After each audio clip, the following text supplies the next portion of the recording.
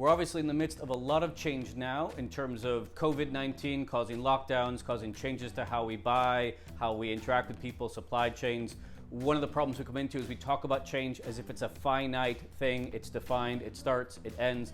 That's not the right way to think about it. And if you think about it that way, it's going to cause you serious problems on the road. So today we're going to talk a little bit more about a better way to talk about change as a longer term ongoing event as opposed to a one-off.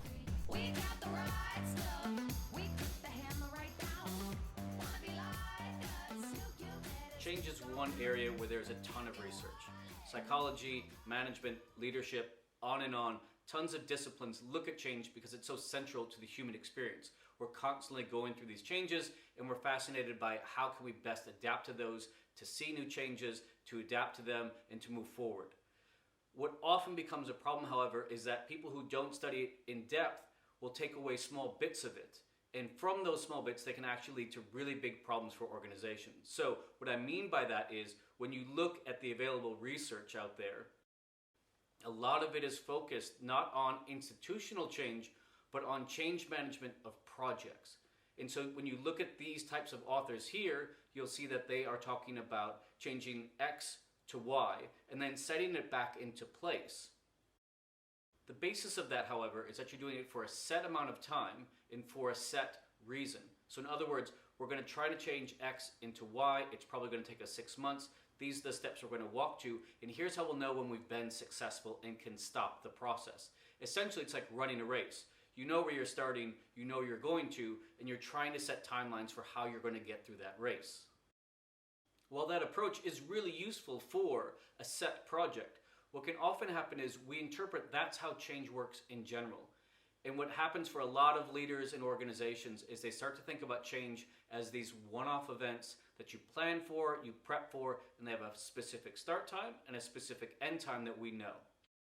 What happens is we lose track of how to generate innovation in ongoing change, in constant change. So we get very good at incremental change and making small tweaks and setting parameters for that. And we start to lose sight of the fact that the really effective organizations are constantly changing all the time because the world around them is changing.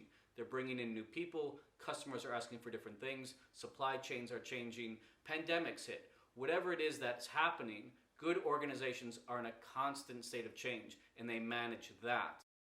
So when I talk to people about change and they come in and they say, well, I've got this issue with a change problem, I'll talk to them about what is it they're trying to change. Are they just trying to change a process, a system, something that is manageable and small?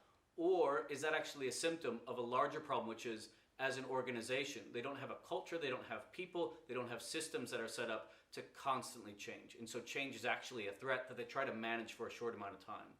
And while you can go in and treat the symptoms of that issue, which is again, we're having a small problem here and it's part of a bigger thing, I can help you fix the small problem.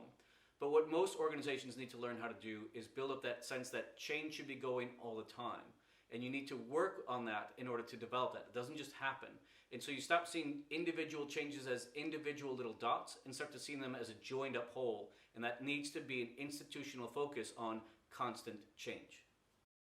So one of the things I work with people on is trying to identify, are you trying to work on a change project or are you trying to create a culture of change? If it's the former, we can work on that pretty manageable. If it's the latter, that takes a lot more work, but that's actually what's going to set up your organization to be much more robust, much more resilient, and to be sustainable for a longer period of time. Key takeaway from this, figure out what kind of change you're actually talking about at any one time. Is it about a project change, or is it about organizational change, organizational culture change, and how do we build that? Two very different issues. Again, the literature on there change is there in both cases, but you need to be really clear about what you're trying to accomplish in a change initiative. I hope that's useful for you. Right now, it's early May. We're going through a ton of change that's been forced upon us. I hope that you're managing it well. As always, if I can be of help or if you have questions or comments, please leave feedback below. I'm happy to engage.